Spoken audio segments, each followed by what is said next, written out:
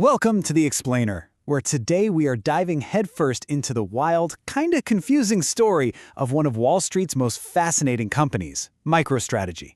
Seriously, this company is the perfect storm of crypto chaos and Wall Street opportunity, all wrapped up in one single stock.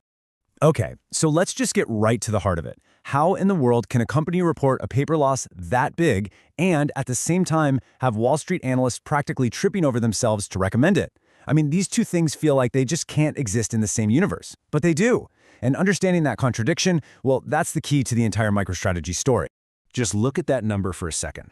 That's a $17.44 billion unrealized loss, on paper, in one quarter.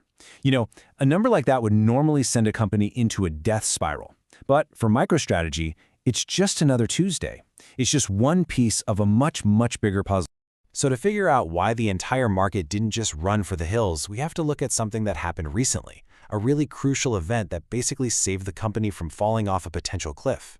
Now, to get what's at stake here, you gotta understand what these MSCI indexes are.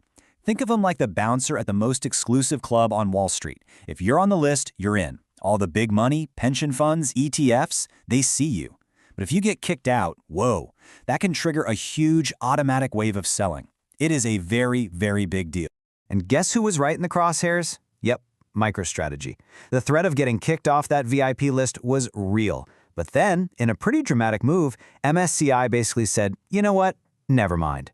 They hit the pause button, backed away from the plan, and even guaranteed MicroStrategy's spot for the next couple of years. A huge cloud of uncertainty just vanished. And boy, did the market react. The stock jumped. This decision gave them critical breathing room, making sure all those huge institutional funds wouldn't be forced to just dump their shares. It's the perfect example of how the stock's price isn't just about Bitcoin. It's also about these bigger structural market forces. Okay, so with that huge risk kicked down the road for now, let's flip the script. Let's look at the bull case. Why, despite those insane paper losses, are so many people on Wall Street so incredibly bullish on this company? Well, it starts right here. Just look at what the experts are saying. Even with all the chaos, a staggering 13 out of 16 analysts who cover the stock are rating it a strong buy. I mean, that is a powerful consensus you almost never see, especially for a company this volatile. And we're not just talking about a little thumbs up here. Their price targets are suggesting the stock could almost triple from where it is now. These analysts are basically painting a picture of massive growth, and they're putting some pretty big numbers behind it. And this number is where it gets really interesting. This shows the company's hidden superpower. See, behind all the Bitcoin drama, there's an actual, legit software business. And that business has an absurdly high operating margin. It's an incredibly efficient, cash-generating machine. So if you're an investor who's always hunting for a good deal, this is a pretty compelling sign. The company's price-to-earnings ratio basically got cut in half. And what that suggests is that compared to the actual money it's making, the stock is getting a whole lot cheaper. It might just be a much better entry point. Okay, but that's the sunny side of the street. That's only half the story. Because for every single one of those green flags, there is a big, scary, red one waving right next to it. So let's get a reality check. This quote really just cuts right to the chase. The whole all-in on Bitcoin thing, yeah, it's a fundamentally high-risk model. And those giant unrealized losses aren't just funny numbers on a spreadsheet. They create a real financial pressure that could seriously affect the company down the line. And you don't have to take my word for it. You can see that risk plain as day in its performance. While the wider finance sector has been climbing up almost 20%, MicroStrategy has tanked down over 50%. It has gotten crushed compared to its peers, and that shows you the real cost of all this volatility. And if you peel back the layers and look at the fundamentals, it gets even more concerning. A value score of F? That's a failing grade. It's basically screaming at value investors to stay away. A price-to-sales ratio over 94 is just astronomically high.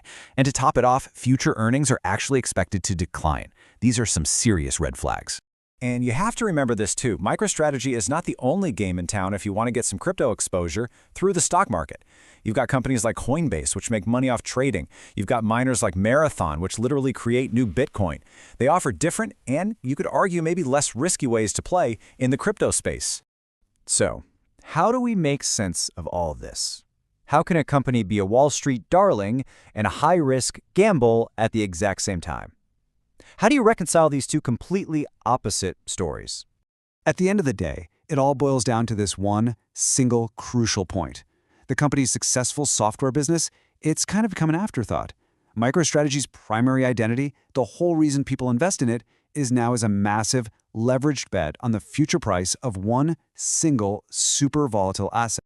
And once you look at it through that lens, suddenly everything clicks, right? That amazing operating margin, that's just fuel to buy more Bitcoin. Those terrifying unrealized losses, that's just the price of Bitcoin going up and down. And that super important MSCI decision, that was a huge deal because it makes sure the big funds that want a simple way to get Bitcoin exposure can still do it by buying MSTR. So that leaves us with the ultimate question. Do you see this as a groundbreaking tech company making a genius bet on the future of money? Or is it really just the world's riskiest unofficial Bitcoin ETF? That's the billion-dollar paradox every single investor has to figure out for themselves.